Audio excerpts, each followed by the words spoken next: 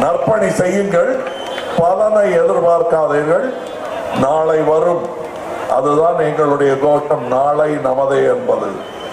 அந்த நமதே என்ற சொல்லில் அனைவரும் உட்படுத்தப்படுகிறார்கள் என்பதுதான் உண்மை. அதுதான் தேசபக்தியின் அடையாளம்.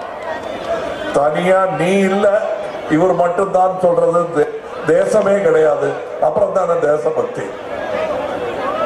மானமும் அறிவும் மனிதனுக்கு அழகு என்று சொன்ன தந்தை பெரியார் கூறு இது.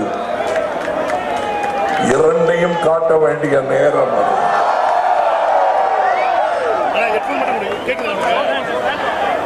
இங்கே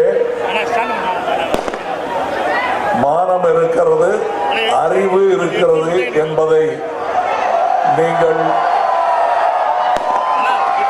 நாட்டுக்கு அறிவிக்க வேண்டிய நேரம். நம் வீட்டுக்குள் விமர்சனங்கள் பிற்பாடு, இப்பொழுது நாட்டை காப்பாற்ற வேண்டிய நேரம். என்ன காப்பாற்றுற அளவுக்கு என்ன கெட்டு போச்சு அப்படின்னா பாதி விஷயம் கெட்டதே உங்களுக்கு தெரியாது. பொய் கணக்குகளும் ஃப்ரிட்ஜில் வச்சு போட்டுட்டா தெரியாது வெளியே. நீங்க வேற ஒண்ணும் இல்லைங்க. நாடு நல்லா இருக்கணும்னால் தமிழ்நாட்டின் திட்டங்களை இந்தியா முழுக்க அமல்படுத்தி பாருங்கள். உலக நாடுகளில் முக்கிய நாடுகளாக இந்தியா மாறுகிறதா இல்லையா பாருங்கள். எவ்வளவு நிதி ஒதுக்கியும் வட மாநிலங்கள் ஏன் இப்படி இருக்கின்றன? நம்ம சொல்றோம்ல, வடநாட்டில இருந்து நிறைய பேர் கூலி வேலைக்கு இங்க வந்துடுறாங்க, எங்க வேலையெல்லாம் அடிபடுது. ஏன் வர்றாங்கிறத யோசிச்சு பாருங்க. அங்க வேலை இல்லை, இங்கதான் வேலை இருக்கு. அங்க வெறும் கோஷம் போட்டு கொண்டு இருக்கிறார்கள். இங்க நீங்க போன எலெக்ஷன்ல வேற மாதிரி பேசுறீங்க, அதுக்கு முந்தின எலெக்ஷன்ல வேற மாதிரி பேசுறீங்க அப்படின்னு கேட்டா அதெல்லாம் நீங்க கேட்காதீங்க.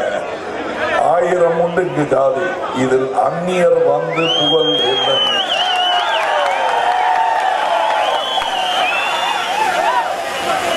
அப்ப நீங்கெல்லாம் எங்களை பார்த்து அந்நியர்னு சொல்றீங்களா? அந்நியமா நடந்துகிட்டா அப்படித்தான் சொல்லுவோம். என் மொழி தமிழ், நம் மொழி தமிழ்.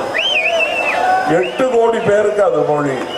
அது வேணாமே, இதை வச்சுக்கன்னு கொடுத்தா மறந்துடுவோம். நாங்க பண்பாடு என்பது மொழியிலிருந்து துவங்குகிறது.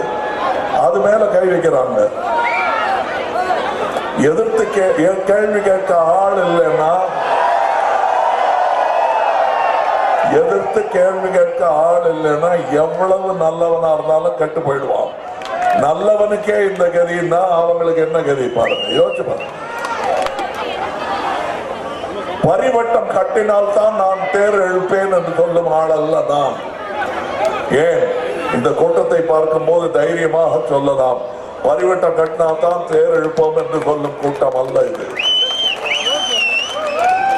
நாட்டுக்கு நல்லது நடந்தால் ஒன்று திரள்வோம் என்று அடையாளம் காட்டும் கூட்டம் அது.